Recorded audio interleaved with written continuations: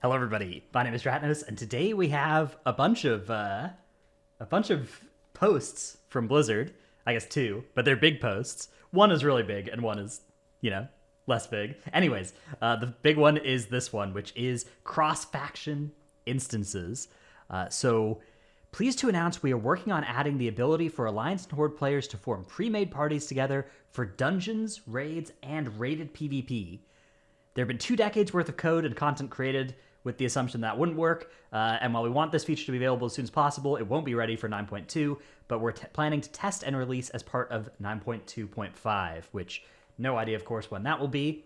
We're eager to hear your feedback about the details we're sharing today and the details of our implementation when this feature becomes available on the PTR when the 9.2.5 PTR comes up, which will probably be, quite a ways down the line, right? Because 9.2 still has to come out first. So, to crafting the rule set, we were guided by 2 goals. Focus on organized instanced gameplay and make this an opt-in feature as much as possible. So, we don't want to override people's preferences that are still wanting to be faction-based players, and it's all about increasing options for players. And they want to do it on the content that by definition requires a pre-made group. Social barriers will have the greatest negative impact on people's abilities to access these experiences on their preferred terms. So here's the rules for the system. Players will be able to directly invite members of the opposite faction to party if you have a battle tag or real ID friendship, or if you're members of a cross-faction WoW community. Pre-made groups in the group finder will also be able to be open to applicants of both factions, or the group leader can make it so that they're just the same faction if they want as well. And this is for mythic dungeons, for raids, or for raided PvP. Guilds will remain single faction, and random match-made activities like heroic dungeons, skirmishes, random battlegrounds will all remain same faction because there's less faction-driven pressure around those random groups, and to avoid compromising the opt-in nature by randomly placing a queuing orc into a group with a night elf. So that makes sense to me, and this doesn't seem like a big problem, right? The faction divide never made like heroic dungeons or skirmishes or any of that an issue anyways.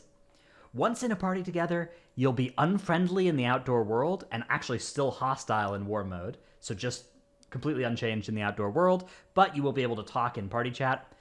So I guess maybe you could use this in some sort of cross-faction griefing system in war mode somehow to be able to coordinate that better, but that could already be done with Discord. I guess this could make it so you're on the same shard as each other easily. Maybe an abuse case they need to look out for, but probably not a big deal. Upon entering a dungeon, raid, or raided PvP match, all members will be friendly and able to assist each other in combat, trade loot, earn shared achievements, and otherwise fully cooperate the same way members of the same faction have always been able to. So with trade loot here, I assume this doesn't mean that they can just, trade anything in their bags, but it means that they can, trade, an item that drops in that dungeon. But still, basically the same exact set of features that you get with somebody cross-server in a dungeon group with you. A major goal in announcing this is to make sure we're capturing all the expectations and requirements for this to be a smooth experience. A group raiding, doing M+ keys, or chasing higher PvP ratings should be able to operate seamlessly whether they're same faction or cross-faction group. So this opens an interesting question, which is, will this work with mythic difficulty rating? Because they don't really mention any of that. They don't mention whether it applies to heroic rating only or to mythic rating, although this paragraph makes you think that it's going to be inclusive, right? It makes you think it's going to apply to mythic rating as well. Although mythic rating is traditionally done with a guild, right? It has the restrictions on servers that no other difficulty has. So I'm curious to see what their solution to that is going to be, because obviously if you're cross-faction, you won't be able to all be in the same guild.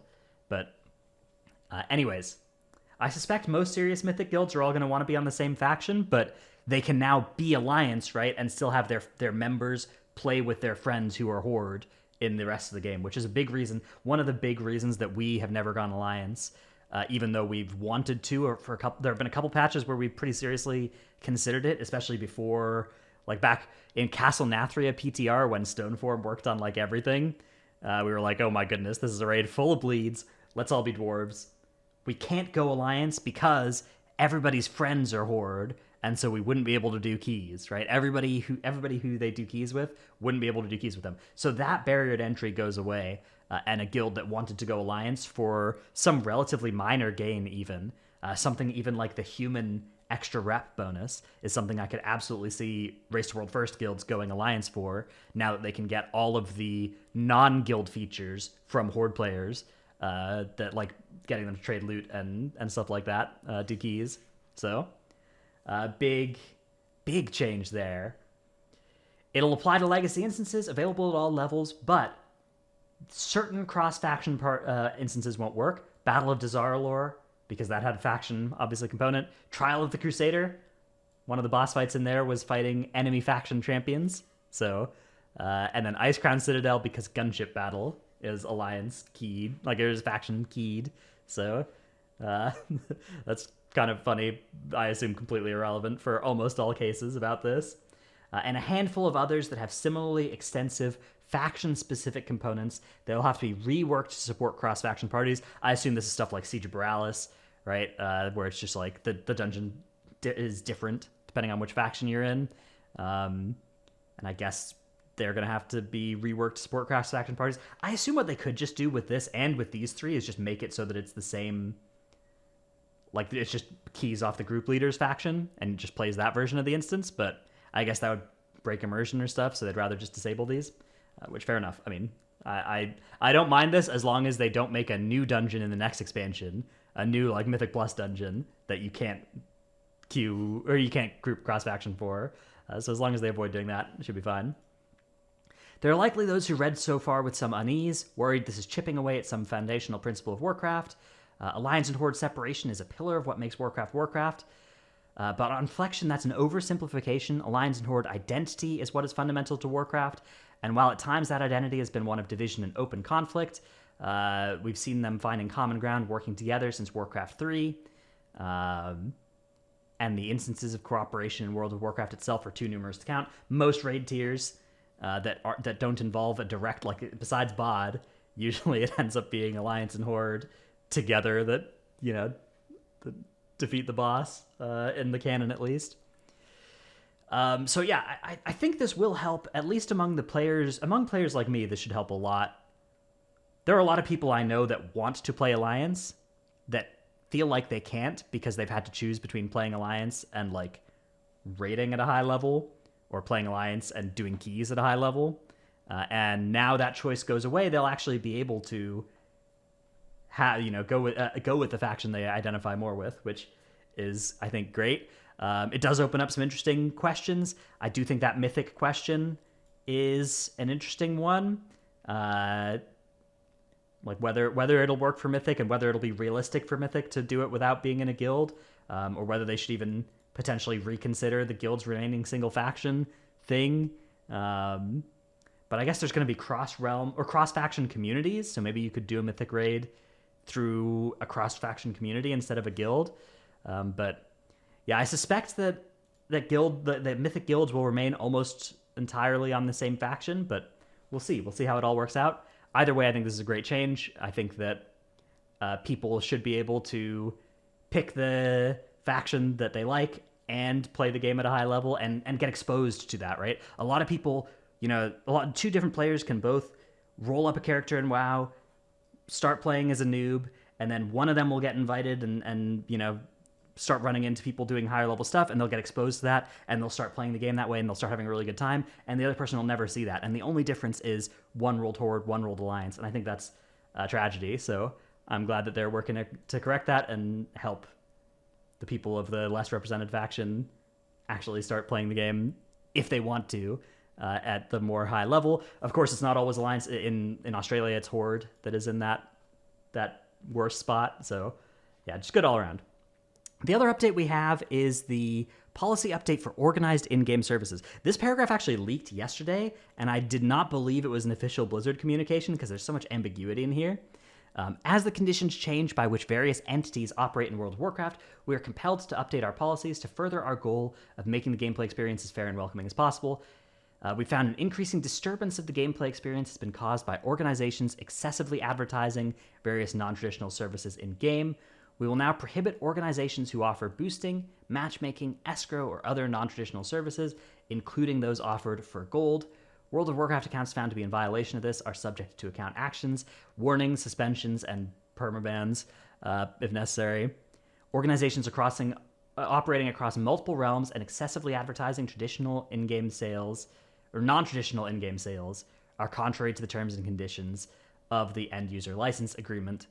This policy update does not restrict individuals or guilds from using the provided in-game tools, trade channel chat, to buy or sell in-game items or activities for in-game currency, but boosting communities, especially those who operate across multiple realms, are no longer permitted. This line was one of the ones that made me think this is a fake post when it was like leaked, because it's so weird to like especially not permit something and like generally not permit something. I don't know. It feels like it should be pretty binary, right? Boosting communities are not committed, but boosting communities are banned, and they're especially banned if they're cross-realm. We urge all organizations to cease doing business, all such organizations to cease doing business in World of Warcraft immediately in order to maintain uninterrupted access to the game. So I think the general reaction to this is, good. And it's hard to like come out and pro boosting community. I will offer a limited defense of some of the things the boosting communities did, but the thing is, boosting communities almost always end up being like a RMT hub eventually, because the way it works, right, is people get together and they start scaling up, right, and they start realizing, oh, we can actually be way more efficient about this by having advertisers and having management, and we can take like a small cut of the gold for management, and all of that is done without RMT even in mind in a lot of cases. But then you get to a point where those management people end up having hundreds of millions of gold now to their name. And all of a sudden, the prospect of like buying a new car, paying off their student loans, all of that becomes available to them by RMTing all that gold that they have. And it's very normal that people end up, wanting to pay off their loans rather than caring about following the end user license agreement. So for that reason, that's the reason that all of the like big boosting communities that fell, like Gallywix in the past, ended up doing that, right? Is because people got so much gold that it's just life-changing money, and they had to take it. So that is just a natural corrupting thing for boosting communities to bring them towards RMT. Outside of RMT, they've had a number of effects that there are some negative and some positive. I think people would cite trade chat as the primary worst thing about boosting communities, although a lot of people would also cite fairness and people being able to buy their way into something that otherwise they should be able to earn, which notably isn't changing, right? You can still buy a carry through stuff, but it's not going to be through boosting community anymore. What does that mean? Well, that means that for people who are buying carries, it's probably going to be more expensive, which is good news for my guild. My guild already found most of our buyers outside of boosting communities, so we'll be able to charge more gold, and great, love that. We'll be able to buy our BOEs more easily, but we'll have to do less boosts, so that's nice. It does mean that people who are buying boosts are exposed to scams more often. One thing that boosting communities did well was they really made it pretty safe to be a buyer in a space where buying was often rife with scams in the past. So that's something to watch out for. It also means that this sort of organized boosting, it used to be done often through like shady RMT websites, and that will probably kick up again. The ability to Google search, I want to buy 10 out of 10 mythic, right? For a while, that's actually got you to legal gold-based boosting communities, and if you wanted to then buy through them, you would buy a WoW token, and yeah, eventually maybe that gold will all get RMT'd again by the people who collected all of it, but like the process itself of buying the boost would be done through not hacked accounts and stolen gold. So the pressure on accounts being hacked probably going up. If you don't have an authenticator and you have stuff you care about on your account, I mean, you should always authenticate it, but I suspect this will lead to increased pressure towards hacking of those accounts. And yeah, the question is, what's trade chat going to look like in the world without this? I've seen trade chat a couple times in the 5 hours since this has come out. Mostly it's just people celebrating the trade chat is free again. But I still have yet to see any valuable discussion of any kind in trade chat. So Like you had in Classic, right? You needed to go to trade chat to like find people for dungeons and stuff. Discord is just better than that for most cases now in in-game communities and guilds and stuff. You used to need to do it for like if you wanted to make some sword, you needed to go find some alchemist to do some transmute or whatever. And all of these professions needed to coordinate, and so trade chat was a really good job of facilitating that. None of that is in the current game right now. The auction house, every item, like you used to have to find an enchanter to enchant your gear. Now you can just buy the enchantment from the auction house.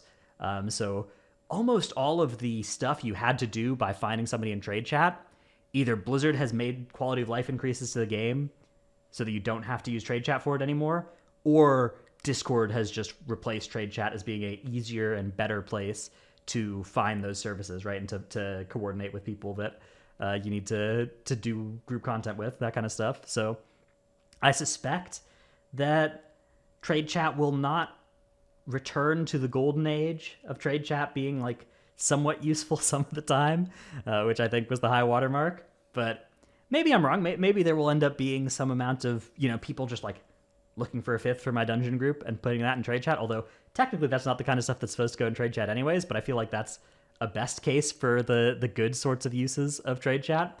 And I suspect there will be a lot of guilds that end up professionalizing their own boosting. Maybe not a lot of guilds, but those top few guilds like Liquid, Echo, BDGG, Method, Pieces, are all going to end up setting up a probably fairly extensive way to still advertise in trade chat, given that that's allowed and that they need to get all their gold for the 300 million they need to spend each tier on BOEs. So I don't know. I think this is a good change. I mean, I feel like boosting communities were just not a sustainable way for the game to operate, but definitely I wonder if there's going to be unintended effects of this. I wonder how all that's going to shake out.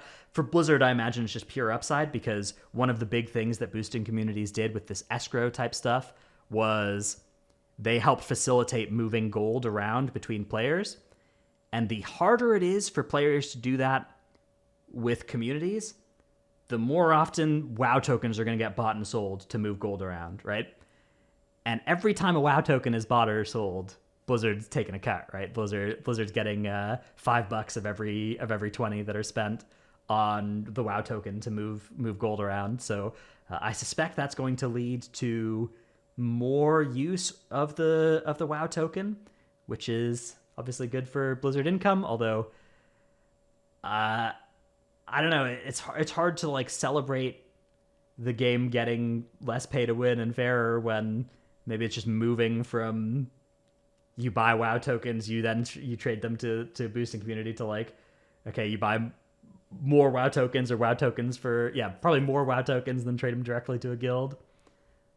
So we'll see. A couple of other things they clarified here. So organizations who disruptively advertise across all realms and establish escrow services are the primary target of this policy update. So that's, just like services that, the places where you have like a balance sheet and they pay out, and you have on some spreadsheet, you have an amount of money next to your character name that ends up getting paid out as gold to you on some basis, right? That's how most boosting communities worked.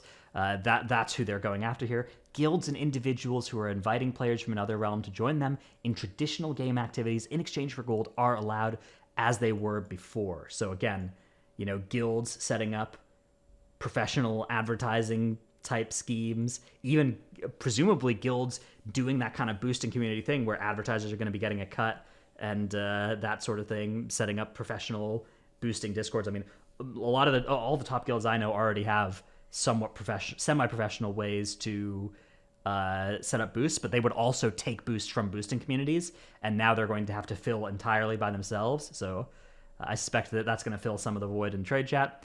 And GDKP runs, where players benefit financially off other people. No, they're not going after that. So basically, like anything that existed as a standard WoW transaction before boosting communities, besides obviously the stuff that's against terms of service because it's RMT, is still going to be allowed. So yeah, I'm curious. I'm curious how all this is going to work. I'm curious if people are going to try and loophole this. I'm curious if there's going to be like a boosting community guilds, right? You know those guilds with like 8 raid teams that exist right now. I wonder if there's going to end up being guilds like that that are primarily existing to use those raid teams. Like they're not so much raid teams as like boost runs, right? And the shell, the people that were most invested in the former boosting communities will be involved in those perhaps. I don't know. It's a mystery because it seems like you can still advertise cross realm, right?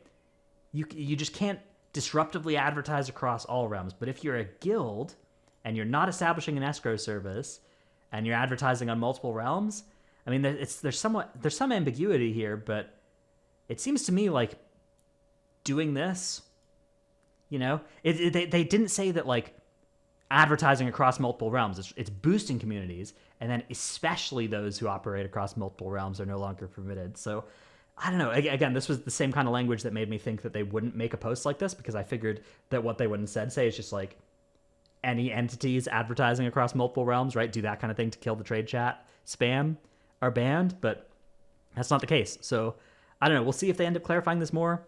Either way, I think this probably was a necessary step to be taken. I'm not going to cry for the boosting communities. I do think, yeah, there are going to be some downsides to this, but ultimately, when you log into the game and trade chat is just like 4,000, spam posts from the boosting communities, like obviously that's just so bad. They got to change that. I think it is a shame that those orgs, I feel like if the boosting communities could have just not done that to trade chat, then they would have been allowed to continue to exist. So yeah, I don't know. They messed around, they found out. Hope you guys enjoyed this video. Let me know what you're thinking about the cross-realm instances, the boosting stuff. I mean, the boosting stuff impacts such a small group of players, but because of the way BOEs work, you need to, like, the reason that all the top-end players know about this stuff is because we need to spend so much gold on BOEs every tier that we have to, like, find the ways to collect millions of gold each tier, unless we want everybody in our guild spending hundreds of bucks on WoW tokens, which obviously not everybody can afford that, and we want to avoid that wherever we can. So yeah, I don't know. I guess my final point is please just make the BOEs less of a thing. Just don't drop them at Mythic Eye level. Don't drop them at Mythic Eye level, and that's all that makes it so much better for that removes such a huge part of the supply side of these boosts. Anyways, hope y'all enjoyed the video. Thanks for watching, and I'll see you in the next one. Bye.